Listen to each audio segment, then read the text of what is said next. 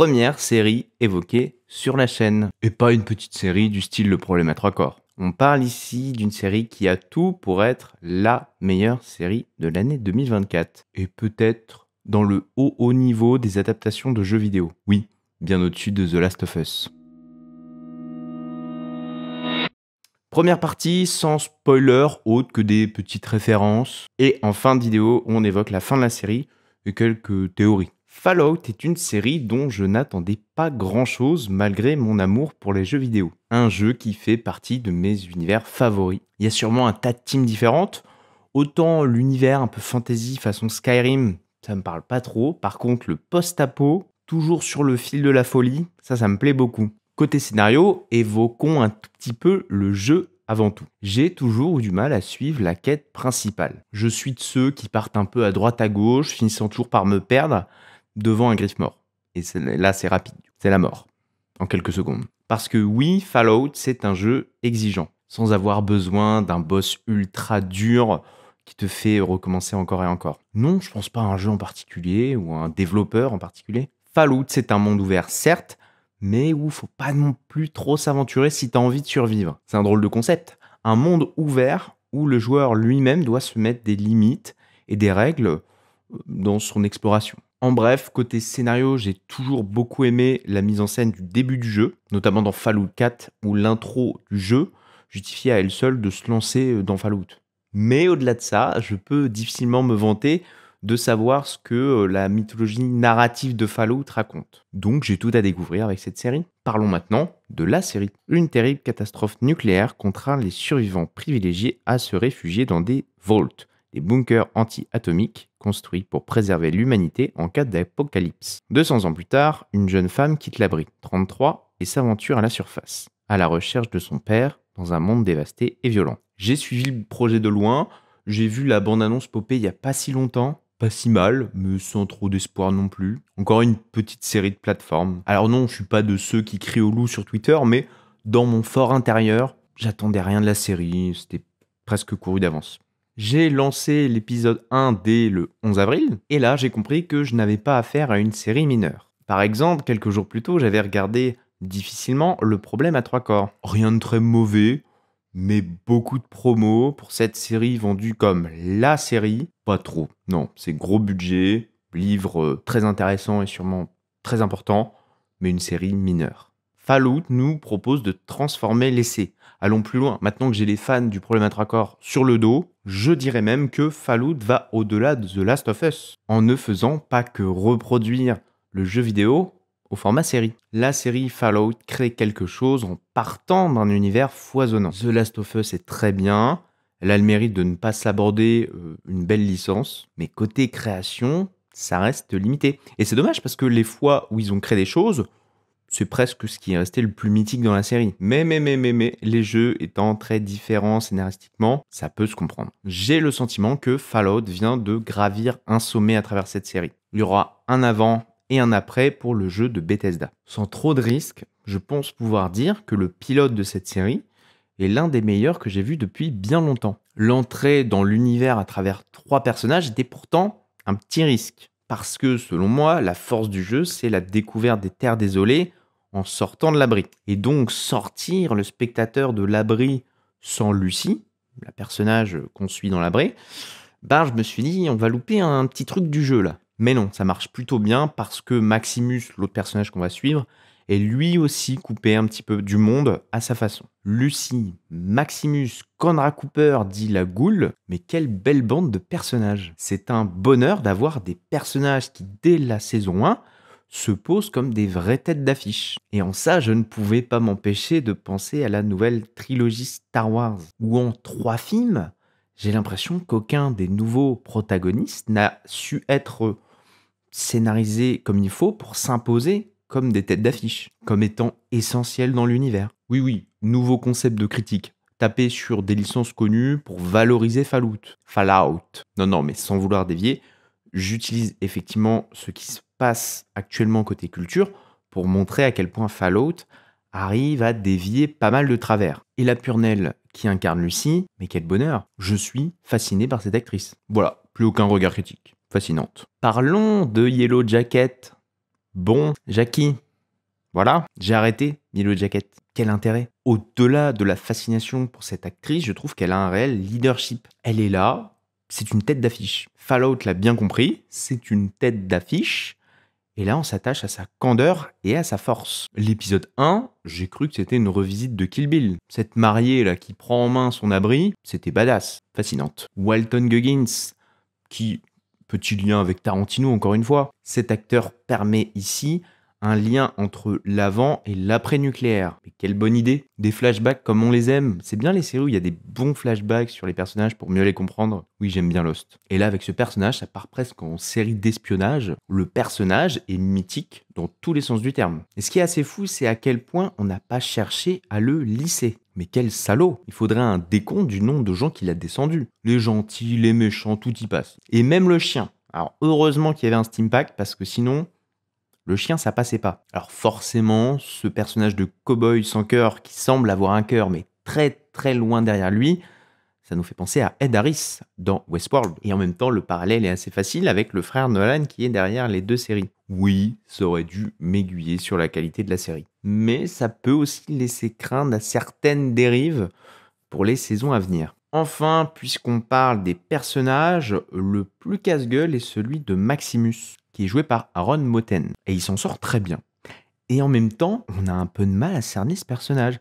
C'est une sorte de fusion entre Lucie et la Goule. Un personnage qui est candide, en quête de justice, mais qui devient affreux assez facilement. J'ai un peu de mal à imaginer que le personnage restera dans le droit chemin. Façon Peacemaker, on sent qu'il sera amené à faire régner la paix d'une façon un peu autoritaire. Ce qui est déjà un petit peu le cas dans la série avec sa grosse armure. Ces personnages qu'on vient d'évoquer, il n'y en a que 3, il y en a plein d'autres. C'est les plus construits. Ces personnages, ils ont un background qui est propre à eux, qui est propre à la série. En se basant sur des éléments du jeu vidéo, et ben on arrive à faire émerger ce genre de choses. La création. Il n'empêche que le jeu a aussi le droit d'entrer purement dans la série, avec de nombreux décors et un nombre pas possible de références, cachées ou non, à travers les plans. Allez, un petit combo des références. Bon, c'est difficile à illustrer sans passer par un téléchargement illégal de la série. Et non, je vais pas aller sur ce terrain-là. Moi, je fais le choix de regarder des pubs avec Amazon. Au top, le streaming légal. Allez bref, niveau référence, nous avons le Steam Pack, le meilleur allié des joueurs. On a aussi le Nuka-Cola, une marque qui prendra peut-être de l'importance dans les saisons à venir, tant sa présence dans le jeu vidéo est continue. Il y a aussi l'entreprise Volt, de façon générale, notamment avec le Volt Boy, dont on nous suggère fortement que sa création vient du personnage de Conrad Cooper. Aussi bien pour les couleurs, bleu et jaune, qui sont les couleurs de la tenue de cow-boy de Conrad, que la posture la plus connue du Volboy. Voilà.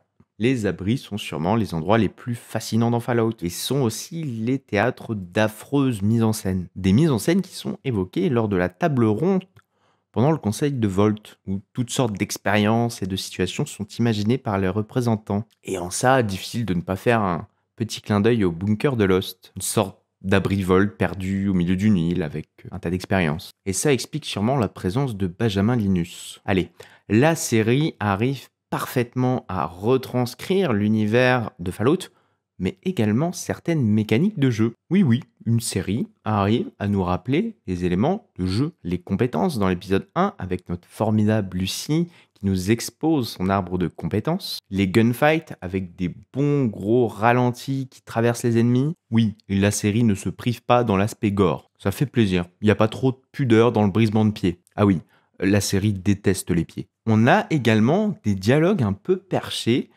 qui nous amène à des voies sans issue. Vous le savez sûrement, Fallout propose des choix dans les dialogues, et un mauvais choix peut amener à braquer un personnage, et fin de discussion. Eh bien, j'ai beaucoup ressenti ça sur le personnage qui a un œil, et qui au détour d'une discussion, se braque et dit à Lucie « Non, ça on n'évoque pas, sortez ».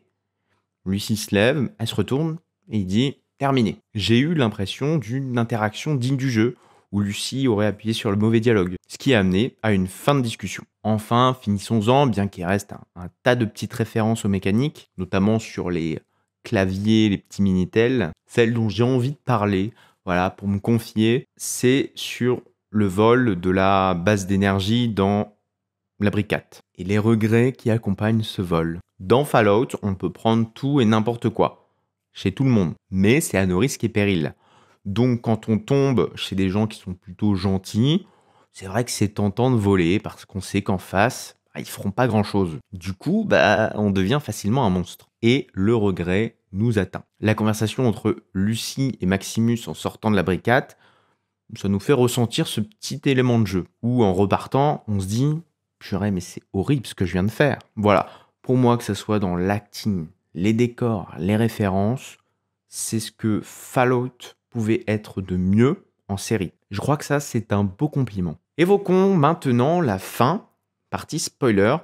De toute façon, je vous invite à voir la série, je vais pas broder plus que ça. Maintenant, j'ai envie de parler de ce qui peut nous attendre et des choses qu'on peut remarquer dans cette fin. Et je suis un peu plus dubitatif sur la fin. Un peu déçu sur le personnage de Boldaver qui nous a été beaucoup teasé depuis le début et qui s'avère être une petite chef. Alors oui, pas tellement parce que on laisse présager qu'elle a traversé les siècles, mais elle a une fin et une présentation un peu expéditive. On peut pas tout réussir, mais voilà, Boldaver me semble être un personnage finalement très secondaire, pourtant vendu comme une grande méchante connue à travers toutes les terres désolées. Donc là, bon, ça fait un peu pétard mouillé. De même pour Rose, qui a une petite incompréhension de ma part. Elle semble dans cet état depuis une trentaine d'années. On parle de la maman de Lucie. Elle semble dans cet état depuis la dernière bombe nucléaire en date. Et Lucie lui dégomme la tête d'un tir. Je pensais que mentalement, ça serait un petit peu plus compliqué pour ce personnage. C'était sa maman qu'elle pensait avoir perdue, finalement pas tellement perdue. Elle aurait pu tomber dans l'envie d'échanger avec elle. Alors oui, c'est pas rationnel, parce que la maman ne semble pas dans sa meilleure forme. Mais là, on parle de sa fille, donc un moment irrationnel, et pourquoi pas? Au moins un petit Maman, ça va? Ça va pas. Ça va pas. Elle va pas bien, la maman. Une balle dans la tête, je pense que c'était le mieux qui pouvait lui arriver. Mais quand même, bon, elle était en vie, quoi. Elle était en survie. Elle était en souffrance. Bon, la balle dans la tête, oui. Le personnage de Hank, le papa de Lucie, qui est à la base de toute cette histoire. Lucie est partie de l'abri pour aller le chercher. Pourquoi il est là? Pourquoi il a été enlevé? C'est quoi le projet? Alors oui, il donne le code 10-10-97, 10 octobre 97, qui est la sortie de Fallout 1. Oui, quand j'ai vu le code, je me suis dit 97 quand même, ça serait bien la création de Fallout ça. Donc je l'ai vérifié, je te mode oui, 10 octobre, excellent. Mais avec ce papa, la fin est plutôt étrange. On arrive dans la pièce, il est dans sa cage, ça fait très théâtre en fait. Son repas, comme si on attendait Lucie depuis le début. Mais on n'attend pas Lucie. Repas où il y a sa mère pas morte, avec un père qui a pas l'air choqué de voir sa femme pas morte, et pas non plus choqué de voir arriver sa fille que personne n'attendait. Il y a son entrée en ville, peut-être qu'elle a été annoncée, mais bon voilà, je trouve que scénaristiquement c'est un peu plus délicat sur la fin, les résolutions sont un peu étranges. Heureusement, il y a derrière tout ça cette guerre sans fin, où peu importe ce qu'il se passe, les hommes s'entretuent. On apprend aussi l'horreur que sont les abris, car étant à la base même de cette fin du monde. Puis on remet ça avec Hank qui provoque un deuxième chaos, la boucle est bouclée. L'horreur se répétera encore et encore parce que l'humanité passe son temps à s'attaquer pour se défendre, aussi bien pour des intérêts économiques que idéologiques. Oui, on fait des liens entre le mal n'existe pas et Fallout. Fallout. À la fin, on voit Hank qui s'en va, qui écrase une tête d'un monstre et qui regarde une ville. Cette ville, c'est New Vegas. Un terrain très attendu par les fans de la licence. C'est pas bête pour nous teaser une saison 2, ça. À côté de ça, la goule cherche sa femme et sa fille, en compagnie de Lucie. Et la femme de cette goule, plus ça va, plus on comprend qu'elle a l'air au cœur de cette horreur. Et puis oui, ils vont divorcer. C'est évoqué dans le pilote où Conrad réalise des petits travaux pour payer sa pension. Donc divorce. Et on peut imaginer que c'est un acteur sur le déclin qui va être traité de communiste et tout, qui va tout perdre. Et puis, petite théorie, sans faire trop de raccourcis, je pense à une femme dans la brique 33, Betty Pearson. Un personnage très énigmatique et pouvant correspondre à une femme Howard, que ce soit la femme ou la fille. On a en Betty une leaduse très charismatique et qui semble en savoir beaucoup sur les secrets de Volt. Alors pourquoi pas? Merci à tous, je vous invite sincèrement à découvrir Fallout, un très bon divertissement, mais pas que, évoquant la guerre nucléaire avec des petits airs de Dr Folamour. Et une petite pensée pour Norm, je me demande ce que les scénaristes envisagent pour ce personnage. peut-être un saut dans le temps et tout ce que ça implique.